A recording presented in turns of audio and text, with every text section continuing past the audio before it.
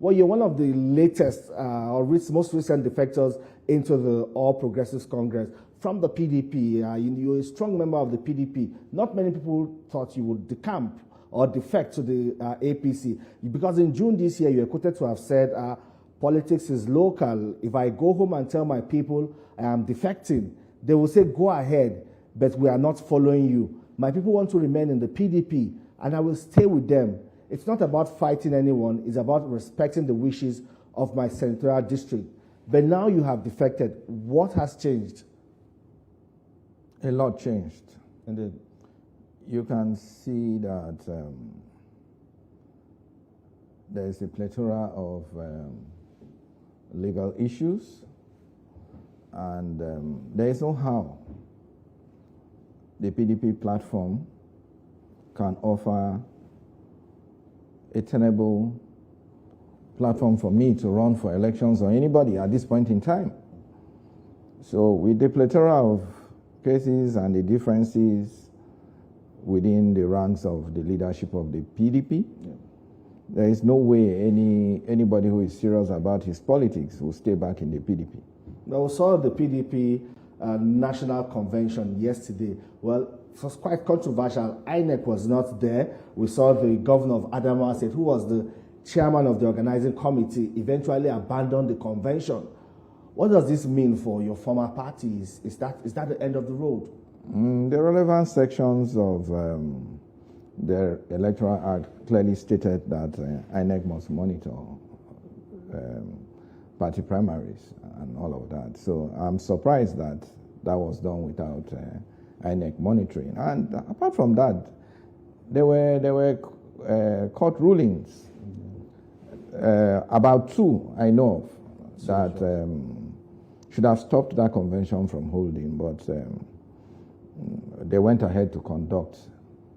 I think it is just an exercise in futility.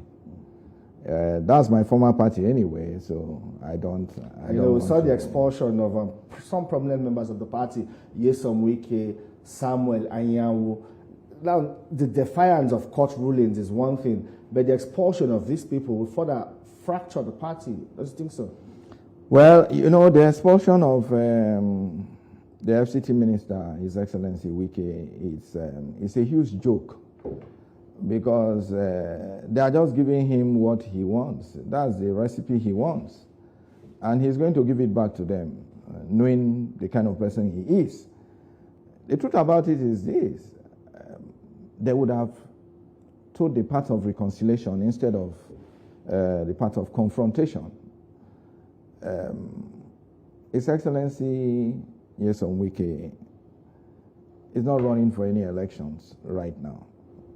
And all they would have done, for those of them who claim they have ambitions, but I know that most of them who blame him for destroying the PDP and supporting President Tinubu are hypocrites, because they do theirs clandestinely, and Wike does not act like that. Wike will come out and tell the people, look, this is my position.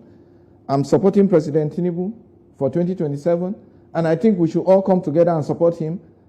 After that, people can express their ambitions, what they want to do with themselves. PDP is not together enough to defeat President Tinubu. And why are we lying to ourselves and living in denial? But that action in itself is considered to be anti-party. What is anti-party, actually?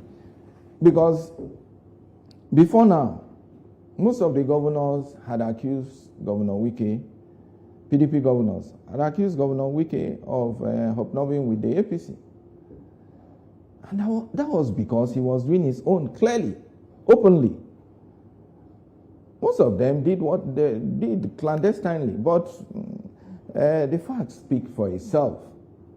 The PDP does not have the gravitas to win the presidential elections, and so we should have told ourselves the truth. And that's what His Excellency Wike has been talking about.